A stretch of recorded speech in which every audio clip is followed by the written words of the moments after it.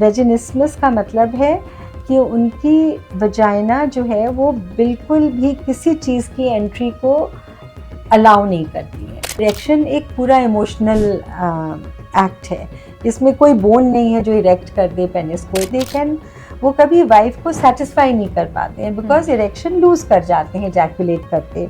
और कुछ लोगों का होता है कि इजैकुलेशन होता ही नहीं है, ट्राई करते रहते हैं जब तक कि उनको बिल्कुल भगा ना दिया जाए कि नहीं नाउ नो मोर। जब तक शादी नहीं होती है कोई आके नहीं बताता है कि मुझे ये प्रॉब्लम है, कोई नहीं बताएगा कि हमने सेक्स ट्राई किया और हमें ये प्रॉब्लम हुई। कि जब आप फर्स्ट टाइम आपने सेक्सुअल कांटेक्ट किया तो उस दौरान जो एक टर्म है विच इज़ कॉल्ड वर्जिनिटी, तो उसके दौरान ब्लीडिंग होना is very normal and if it's not happening then you are not normal. जो मैस्टरबेशन है जो यंग गर्ल्स बिफोर मैरिज करती हैं वो जनरली क्लाइटोरल स्टिमुलेशन होता है। अगर नेचुरली अगर एक छेद इतना छोटा और उसको हम बड़ा कर रहे हैं तो उसमें स्ट्रेचिंग पेन, टियरिंग पेन कुछ भी हो सकता है। कभी कभी बहुत जोरों की ब्लीडिंग भी होती है, इतनी कंसीव करने में प्रॉब्लम होता है। एक ही पैक डालती है, टाइम नहीं है। पार्टनर्स बाय द टाइम बिस्तर तक पहुंचते हैं वो सो चुके होते हैं आधे, सो उनके पास सेक्सुअल कॉन्टैक्ट का टाइम नहीं है। और सेक्सुअल प्रॉब्लम्स की क्या एक वजह पार्टनर्स के बीच में अच्छी कॉन्वर्सेशन ना होना? ये ज़रूर है कि अगर एक को बहुत ज़्यादा डिज़ायर हो रहा है और दूसरे को कम है तो दूसरा परेशान हो जाता है।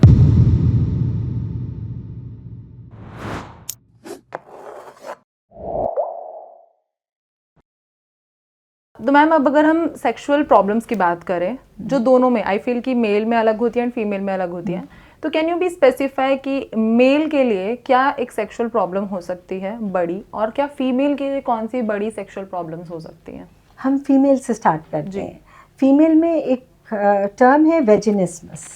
वेजिनिस्मस का मतलब है कि उनकी वजाइना जो है वो बिल्कुल भी किसी चीज़ की एंट्री को अलाउ नहीं करती है। उनको बहुत ज़ोरों का स्पैज़म होता है, डर है। कुछ लोगों को तो सिर्फ यहाँ के डर से वो क्लोज अप कर लेते हैं और कुछ लोगों को ट्रू ऑब्स्ट्रक्शन होता है और उसकी वजह से पूरा एरिया इतने स्पैज़म में चला जाता है कि वो बिल्कुल ना हमारे एग्जामिनेशन को अलाउ करते हैं, ना मेल ऑर्गन या पिनाइल पेनिट्रेशन को अलाउ करते हैं।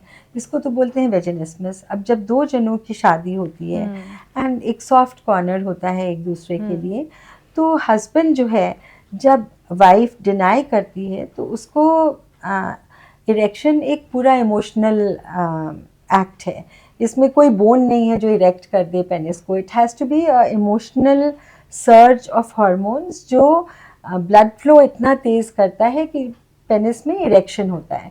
पर अगर वो लड़की डिनाई करती है वो इमिजिएटली इरेक्शन छूट जाता है उसका। तो इरेक्टाइल डिसफंक्शन बहुत बार उसका जो मेन ओरिजिन है that is from the wife's denial. तो ये दो बहुत कॉमन चीज़ें हैं जो बहुत होती हैं लड़कियों में। शायद बचपन से ये एक फियर क्रॉप इन कर जाता है या तो उनके साथ कुछ मिसहैप हुआ है।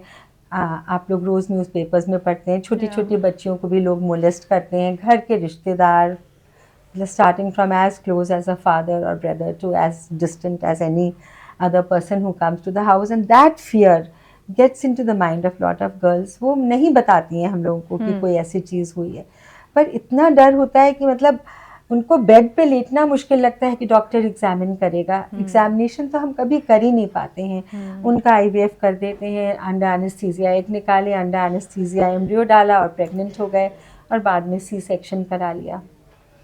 तो ये डर लड़कियों में उस वजह से होता है। लड़कों में कुछ तो इरेक्टाइल डिसफंक्शन वाकई डिसफंक्शनल होता है जो उनके हार्मोन्स या अदर चीज़ों की वजह से, और कुछ जो है वो राउट करता है from the partner. Okay. And ma'am male sexual problem? Male erectile dysfunction होता है और इजैक्युलेटरी डिसफंक्शन होता है। एक इरेक्शन नहीं सस्टेन होता है उसको इरेक्टाइल डिसफंक्शन बोलते हैं, और इजैकुलेटरी में प्रीमेच्योर इजैकुलेशन हो जाता है, मतलब before they even enter the vagina, before that only erection होते ही वो इजैकुलेट कर जाते हैं। तो दे कैन वो कभी वाइफ को सेटिस्फाई नहीं कर पाते हैं बिकॉज इरेक्शन लूज कर जाते हैं इजैकुलेट करते। और कुछ लोगों का होता है कि इजैकुलेशन होता ही नहीं है, ट्राई करते रहते हैं जब तक कि उनको बिल्कुल भगा ना दिया जाए कि नहीं नाउ नो मोर ट्रायल। सो दोनों तरह की प्रॉब्लम्स आदमियों को होती हैं, पर प्रीमेच्योर वाला लेके ज़्यादा लोग आते हैं। ओके मैम, ऐसा कोई सिम्टम होता है जो लोगों को दिखाई देता हो उनके सेक्सुअल हेल्थ को लेकर बट वो नज़रअंदाज कर देते हो, जो हमें नज़रअंदाज बिल्कुल नहीं करना चाहिए? नहीं, मुझे तो नहीं लगता है ऐसा कोई भी सिम्टम होता है ये जो विजिबली दिखता हो। हाँ, ये जब तक शादी नहीं होती है कोई आके नहीं बताता है कि मुझे ये प्रॉब्लम है, कोई नहीं बताएगा कि हमने सेक्स ट्राई किया और हमें ये प्रॉब्लम हुई है। तो शादी के बाद ही लोग बाहर आते हैं। और लड़कियां तो हमारी इंडिया की बहुत इनहिबिटेड भी हैं, बहुत कम लोग शादी के पहले, हाँ मतलब अब की नई generation I don't know how कितना सेक्सुअली एक्टिव हैं, पर पहले तो बहुत कम लड़कियां एक्टिव होती थी शादी से पहले। अभी भी बड़ा सेगमेंट है जो सेक्सुअली एक्टिव नहीं होते हैं शादी से पहले, बट 50% हो जाते हैं आई थिंक। सो मैम, ऐसा बोला जाता है, जैसा मैं पढ़ रही थी जब इस बारे में, तो ऐसा कहते हैं कि जब आप फर्स्ट टाइम आपने सेक्सुअल कांटेक्ट किया तो उस दौरान जो एक टर्म है विच इज़ कॉल्ड वर्जिनिटी, तो उसके दौरान ब्लीडिंग होना is very normal and if it's not happening then you are not normal. नहीं, ये बिल्कुल सही नहीं है। और ये समझना चाहिए कि हाइमेन एक तरह का मेम्ब्रेन होता है जो वजाइनल एरिया को कवर कर रहा होता है। इसमें एक छोटा सा छेद होता है normally, so this is normal. और फर्स्ट इंटरकोर्स में ये इतना खिंच जाता है, बहुत इलास्टिक हो तो बिल्कुल ब्लीडिंग नहीं होगी और आराम से खिंच के बड़ा हो जाता है। लेकिन जिन लोगों का बहुत इलास्टिसिटी नहीं है वहाँ वो टेयर करता है और वो ब्लीडिंग हो जाती है।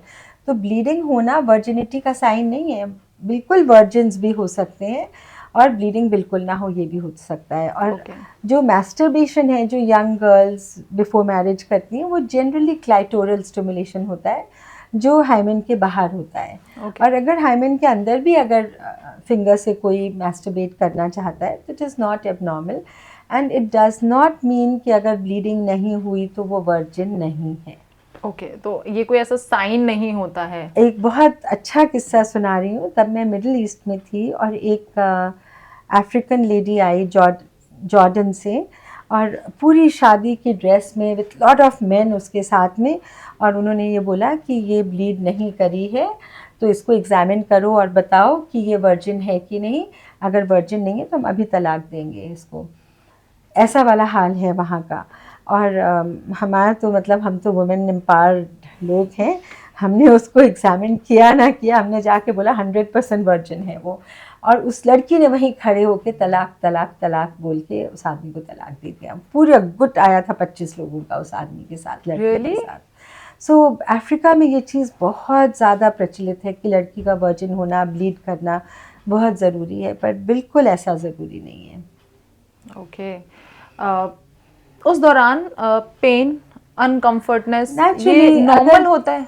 अगर नेचुरली अगर एक छेद इतना छोटा और उसको हम बड़ा कर रहे हैं तो उसमें स्ट्रेचिंग पेन, टियरिंग पेन कुछ भी हो सकता है। कभी कभी बहुत ज़ोरों की ब्लीडिंग भी होती है, इतनी कि उसको हॉस्पिटल लाना पड़ता है, हमें स्टिचेस लगाने पड़ते हैं। सो इट डिपेंड्स, हर एक का अलग अलग टॉलरेंस, हर एक का मतलब मैन कितना एग्रेसिव है, सब चीज़ों पे डिपेंड करता है। ओके, तो मैम आजकल जैसे हम देखते हैं इतनी भागदौड़ वाली ज़िंदगी, tension, stress has become a very uncut part of our life.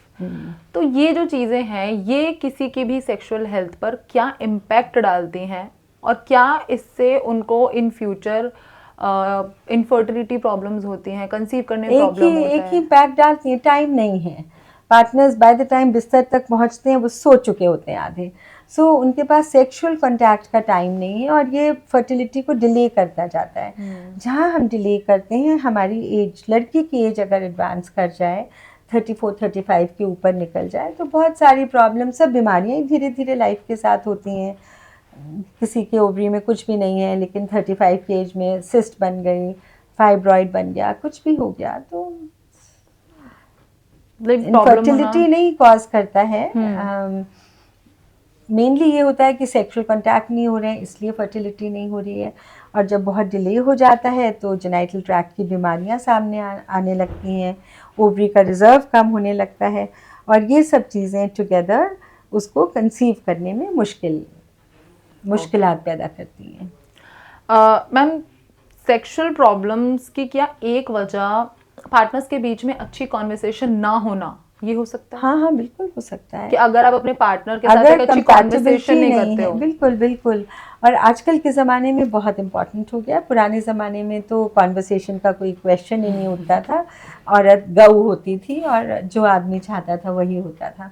पर आजकल क्योंकि दोनों बराबर से चलते हैं, तो अगर कॉन्वर्सेशन, अगर लड़की बोलते आई डोंट फील लाइक, तो don't feel like no means no. तो वो कॉन्वर्सेशन होना, उनके एक उस हेल्थ पे कंपैटिबिलिटी होना, एक स्नैप ऑफ ना करना हर समय एक दूसरे को, ये सब चीज़ें बहुत इम्पॉर्टेंट है कि उनके बीच में कंजीनियल सेक्सुअल रिलेशनशिप बनी रहे। मैम सेक्सुअल डिज़ायर्स जब किसी को होता है, काफ़ी सारे और टर्म्स भी हैं, हम फिर कभी इस पर ज़रूर बात करेंगे जो टर्मिनोलॉजीज़ होते हैं, लेकिन अगर मैं बात करूँ सेक्सुअल डिज़ायर्स की, तो वो जो चाहे मेल हो या फीमेल दोनों को ही होते हैं, तो क्या वो जो किसी को अगर वो फ्रिक्वेंटली हो रहा है, ज़्यादा हो रहा है, जैसे आपने मेंशन किया too much is obviously not good, but वो चीज़ क्या कोई खतरे की घंटी होती है, कोई किसी तरह का डाउट, कोई इस तरह की चीज़? I don't think. बहुत ये ज़रूर है कि अगर एक को बहुत ज़्यादा डिज़ायर हो रहा है और दूसरे को कम है, तो दूसरा परेशान हो जाता है कि, और फिर मेल एक्टिव पार्टनर होता है, फीमेल पैसिव होती है। तो अगर फीमेल बहुत ज़्यादा डिज़ायर करती है तो मेल को कोई तकलीफ नहीं होती है, यू नो, बिकॉज वो अपने आप को सेटिस्फाई कर सकती है। मेल को अगर बहुत ज़्यादा डिज़ायर है और फीमेल अनकम्फर्टेबल है, तो उसको दूसरे रास्ते ढूंढने पड़ते हैं कि वो अपना जो सेक्सुअल डिज़ायर है उसको कैसे कर्ब करे। पर अगर उसको चाहिए कि हर बार उसको फीमेल पार्टनर चाहिए अपनी सेक्सुअल डिज़ायर को पूरा करने के लिए, और वो कंफर्टेबल नहीं है, तो यहाँ पे मुश्किल हो जाती है। और आजकल के ज़माने में तो कोई नो करने से डरता नहीं है, तो that is it. Okay, thank you so much ma'am. I hope basic sexual health से लेकर जो रिलेटेड प्रॉब्लम्स होती हैं, जो टॉपिक्स होते हैं, आई होप हमने इस वीडियो में वो कवर किया, and thank you so much. Welcome.